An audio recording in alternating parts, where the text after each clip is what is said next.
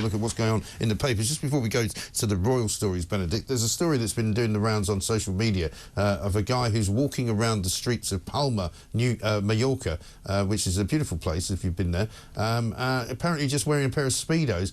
But curiously, seems to be wearing shoes as well, which normally you wouldn't expect. You'd expect somebody who was wearing Speedos to be wearing flip-flops. But he's wearing socks as well. He's got socks and shoes and Speedos, causing all sorts of consternation to locals who were saying, what is wrong with these people walking around, probably British, possibly Irish, or I don't know. There's an outside chance he might be German. There is an outside chance. There is. And also the Speedos, they do favour the Speedos, don't they? They do, a little bit more than we do. But walking around in the sort of the shopping area, not very close to the beach. I'd love to live a life that carefree and relaxed. The first thing I thought when I saw it was it reminds me of the guy from the Southern Comfort ad, you know, walking along the beach. I wonder if he's doing some kind of tribute to that. I was going to say, actually, if he had a bottle of Southern Comfort as he was walking along, we would all be sitting there going, do you know what, fair play. But you know, it's just a guy walking around. I went on about this last week, and I won't bore you with it again, but at the weekend, due to the fact that it was lovely, I drove through this very nice little village near where I live in Sussex, and there was a guy sitting outside a pub with his girlfriend having lunch with no shirt on. And I just thought, no, you don't. You're having lunch, would you mind putting a shirt on? You're eating, there are people around you, you're sitting in a sort of public area. If you're not at the beach, I draw the line at shorts. Yeah. You know, I actually look at people and I think, honestly, you're a fully grown man. What on earth are you doing? I get it if you're at the seaside, or, you know, something like that. But this whole, it is a thing, isn't it? It is. And you see it in cities as well. That's the thing, people walking around. Oh, last weekend, everyone was in shorts. Yeah, the only time it's acceptable to be in public not wearing a shirt as an Englishman is if you support Newcastle United and it's December. Yeah. That's the only time. Yeah, absolutely. Apart from that, it's verboten. Not acceptable at all. Very, very true. Now, a couple of royal stories to look at, including the first one on the front page of the Mirror. Harry and Meg's charity frozen. Now, it looks as though there's been a mistake, shall we be generous and say they've made a mistake in one of their tax filings. Yeah, an accounting error, maybe a file's been misplaced. But apparently a cheque has gone missing. Yes, Archewell has been declared delinquent in the US and ordered to suspend all fundraising and spending, which is a terrible shame, and I'm sure many people will feel that'll really hit a lot of underprivileged communities, I'm sure, because it does so much good work in the communities. I'm not sure which ones. Well, they went all the way to Nigeria to tell them they're going to help them build a basketball court, to which everyone went, a basketball court? That's it then, is it? Well, there's another story, actually, in The Sun about what they did on their last day. Can you guess what they got up to on their last day in Nigeria? No, I can't. They went to watch a polo match. Oh, of course. That famously Nigerian pastime. They play a lot of polo in Nigeria. Yes. I didn't know. National Argentina, Windsor, and Lagos, right? I mean, just incredible, isn't it? Yeah. Also, Prince Harry's memoir Spare was beaten at last night's British Book Awards, it says in the Daily Mail, in every category in which it was nominated. Yeah, the guy just can't catch a break. You know, honestly. I mean, I suppose we shouldn't gloat, but it does feel like, you know, he's getting what he deserves. He basically lost out in the non-fiction section. He lost to Politics on the Edge by Rory Stewart.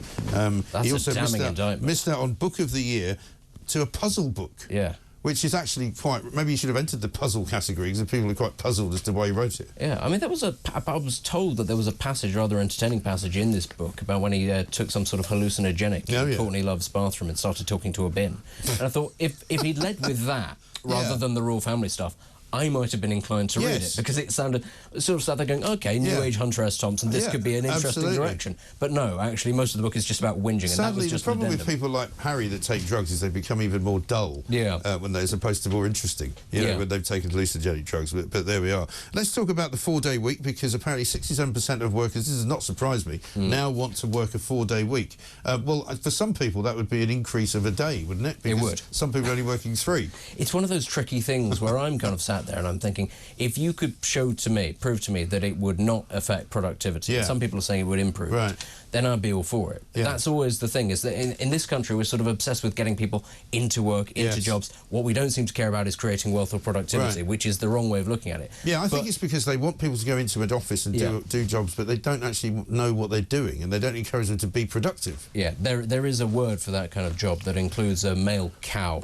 There's lots of people who are sort of, I don't want to say stealing a living, but there are a lot of people who spend a lot of time doing stuff that they don't need to be there to do. So I do think that there is an argument for for the 4-day week. I'm just not sure that the sort of people who are massively in favour of it are the ones that would, improve their output. But isn't it also similar to those people who always are so convinced, and they tell you with great sort of alacrity that, you work much more efficiently if you work from home. And I just don't buy that. I'm like, no, you don't. If you are one of those people that goes into the office and spends half the time standing around the water cooler talking and gossiping, well, maybe. But the fact is that these same people say they get more done in 4 days than they do in 5. I just don't believe it. Well, again, if you're the sort of person who is going to get a lot done from home or in a 4-day week rather than the 5, then you are probably just one of those people who is, spoiler alert, much more productive than most other people. I think whatever environment you're in, productive people do very well and unproductive ones don't.